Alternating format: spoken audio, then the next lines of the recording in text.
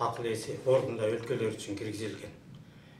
Бул эми туура маселе убагында көтөрүлгөн. Тилекке каршы Кыргызстанга бул жарашпайт. Себеби бизде финанстерде, накта финанстерде салыкты төлөбөө жана кирешени салыктан төлөбөө үчүн качуу деген статья бар. Бул дүйнө жүзүндөгү эки тең эң оор статья. Биздин кылмыш кодексинде салык төлөбөдөн качуу же болбосо жанагыдай декларацияга туура эмес көрсөтмө берүү оор кылмыш катары эсептелиши керек болчу. Бирок ал жок. Ошондуктан булар мыйзамды өздөрүнө карап жазып алышкан, жеп-жеңил кылып. Мисалы үчүн алар мына тууган туушканына жазды, салыктан качуу үчүн кирешесин жашырды деген статья жок да, ага эч ким жооп бербейт. Мына ошо не бак бизде коррупцияланган өлкөнүн коррупцияланган закону, коррупционерлерди сактап аткан закон.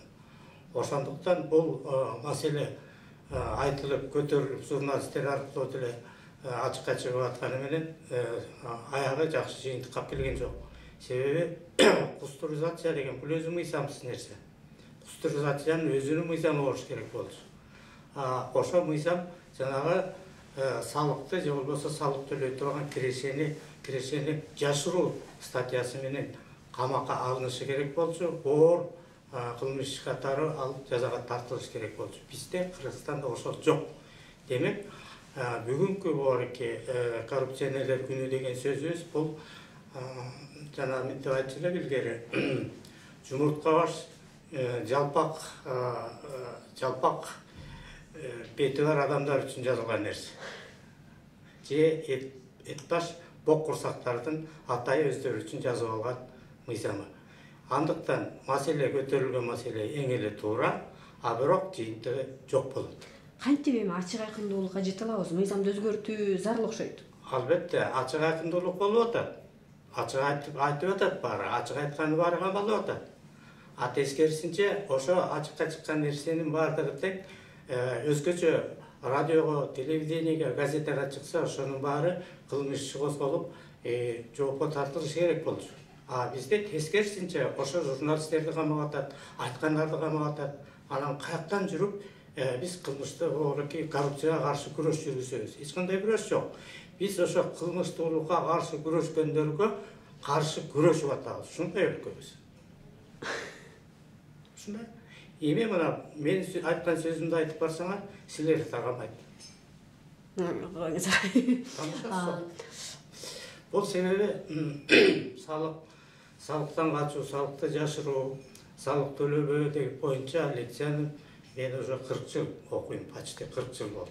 40 жылдан ашык чет өлкөлөрдө ушундай болуп аткан иштердин баарын критикалап, ошол эле АКШ, Франция, Англия, Германия, Японияда ушундай кандай кылмыш иштери болуп атат. Ал Капонени салык төлөбөйсүң деп кантип камашкан, ушунун баардыгын лекцияны мен окуп келгем.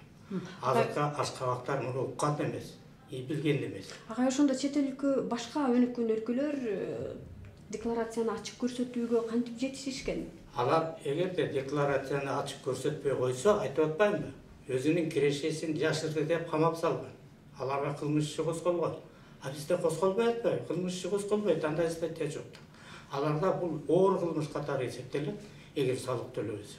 Салык төлөөчү эң жакшы адам катары, салык төлөбөгөн эң душман катары эсептелет. Себеби салык төлөөдөн качкан, жанагы Дамаска окшогон гостиницаларын каткан адамдар, булар мамлекеттин душманы катары керек болсо атууга кетет. Мына ушундай. Ошон үчүн алар ошо декларацияны так аткарууга жетишкен. А бизде декларацияны канчалык жашырасың, канча тууганыңа жазасың, канчанын баарын журналисттер ачып берет, анын баары бир тыйынга турбайт. Силердин эмгегиңер да бүгүнкү күнү бир тыйынга турбайт. Болгон ошо.